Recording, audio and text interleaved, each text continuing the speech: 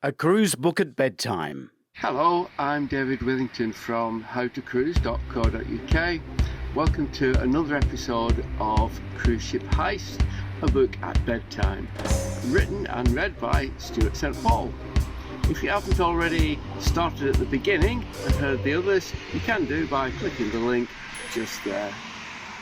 Chapter 29. Crow's Nest Meet. The Crow's Nest Bar is just above the Captain's Bridge, with similar views. It is dark now, and beacons and lights shape the edge of the huge lake. Guests are relaxing with a drink and chatting, having had dinner.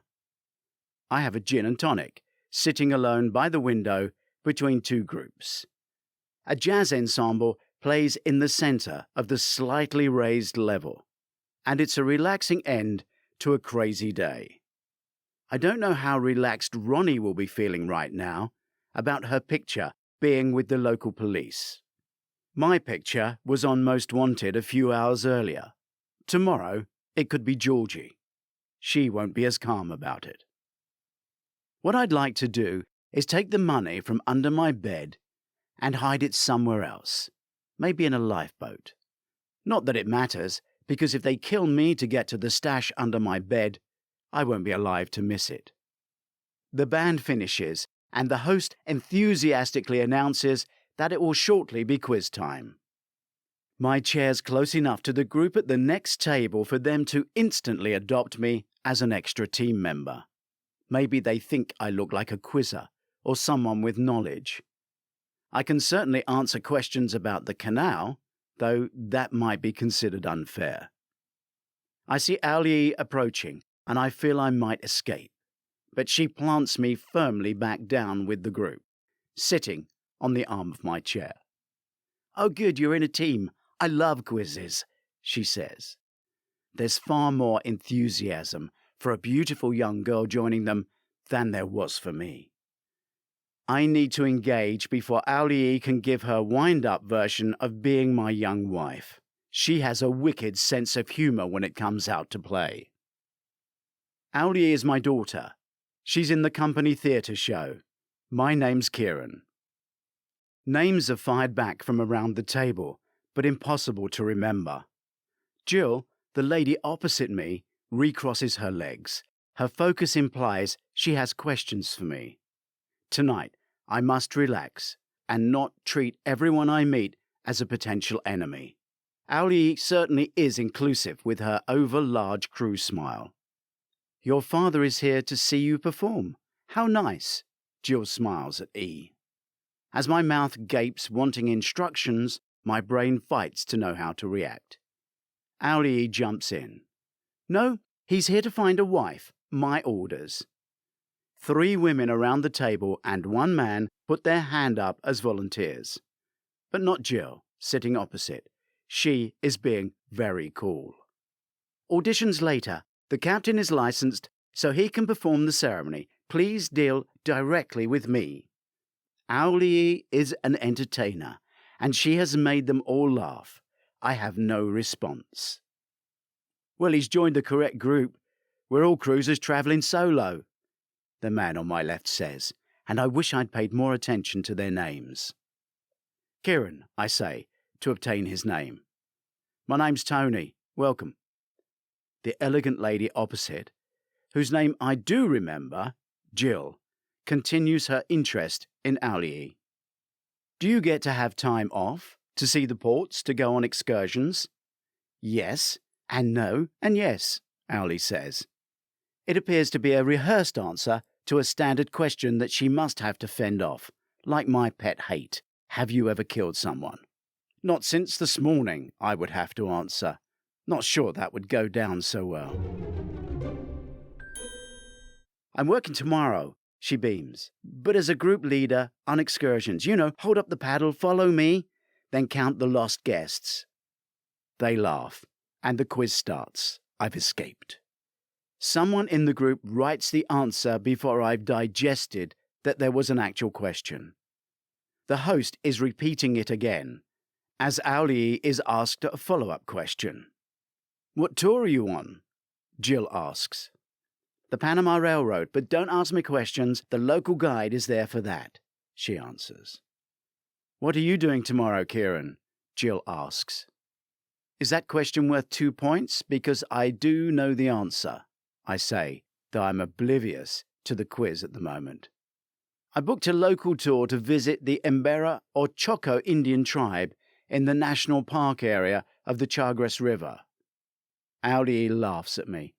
Predictable. She hugs me with one arm. I never saw that offered, Jill says. It's run by the tribe. The tours were founded by a woman called Anne who married a tribesman, I explain. So I'm hoping they're genuine and informative. I love learning about nations and people. Too much info, Dad. You're boring them now. No, I would have liked to have done that. I haven't booked anything yet, Jill says, and Auli picks up on her interest in a shot. She stands and encourages Jill to stand, then turns for me to stand. I used to have to do this, she says, being matched up for a possible marriage when I was a young girl. Auli is eyeing us up and down, while Jill plays the part by linking my arm. So, can you get me on this tour? Jill asks. The villages are pretty deep in the rainforest. You have to cross rocks and streams, I explain. I can do that, she says. These hills do come off. Jill turns her ankle, and that is the second time I've seen expensive shoes being underused. Well, you can only get there in their traditional canoes, and you must be a good swimmer, I continue to try and dissuade her. I can swim, she smiles. I now pronounce you. Auli stops. Georgie comes between us and breaks us up. Hey, he's my superhero. How have I become the centre of attention? Jill takes being trumped well, but she has me fixed in her gaze. Are you enjoying yourselves? Georgie asks the team. They all nod, and Georgie turns to me for a quiet moment. Where did you get to this morning? She asks me. I walked around the town, then came back, a little stroll around the pool, then did my commentary, I lie. I missed the commentary. Sorry, Georgie plays. But I might get lucky. It gets repeated on the ship's TV. As I lay, alone, on my money-built bed, I reflect on the day while watching the sail-away party on the ship's TV. Tomorrow, I'm taking Jill with me on a tour, and hoping there won't be an assassin tagging along to spoil our honeymoon. Chapter 30. Chagres River, Panama. Jill and I meet for breakfast. We exchange shallow pleasantries and overcome the awkwardness of an arrangement made the previous evening after several drinks. I'll feel bad if we get ashore and they can't take you, I admit, but that's a minor concern. If she had come back to my cabin, I would have lain awake all night worrying about her sleeping on the ship's most expensive bed. Now I'm worried about her being arrested or shot at the moment I step ashore. Nonsense. If that happens, you'll do the tour. I'll look after myself. I'm a fully paid-up member of the Solo Cruisers Club. I've done the induction on travelling alone. Stepping into the lifeboat tender, bobbing at the side of the ship, my eyes are everywhere. I am hoping the rainforest will offer a quieter day than yesterday's excursion. I have no backup. Tour buses line the shore. No police, no gunmen. It is polite to suggest our bus is the smallest and looks the most local. The green and white artwork says classic bus, which is not incorrect. The driver radios ahead and adds Jill onto the day's list. She duly pays, which feels wrong, but me paying for her would be equally awkward. The short coach journey upriver takes us back further than the era of the green bus. The group are fitted with life jackets, then sat in long carved dugout canoes. Ronnie would approve of their modern electric outboard motors. The boatmen are almost naked, causing similar comments to those I'd expect on the way to a hen party. Not that I've ever been to one. I'm sure these migrated Choco Indians are used to it and deliberately dress to impress. They probably wear denim on the days the cruise ships don't visit. Today, I've no doubt that the lack of dress will be enforced throughout the village. The last boat is loaded with supplies by a local man not in costume. We cut through the mist hanging on the water with our Tarzan-like boatman paddling to assist the small silent motor. The Chagres is the only river in the world that, with the aid of the man-made canal, flows into two oceans. The journey itself is a treat. We see many birds, such as herons, egrets, and ospreys, as well as fish and turtles in the water. By the time we slow down, the banks are dense with the rainforest jungle. It feels a little apocalypse now. I would never see a professional sniper. I would only hear the bullet after it has hit. Our life jackets are left in the canoes. The beach, which is dark sand with a few scattered pebbles, only has our footprints.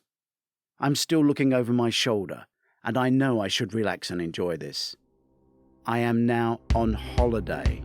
However, I would still feel far more at home with an automatic weapon than my beach towel.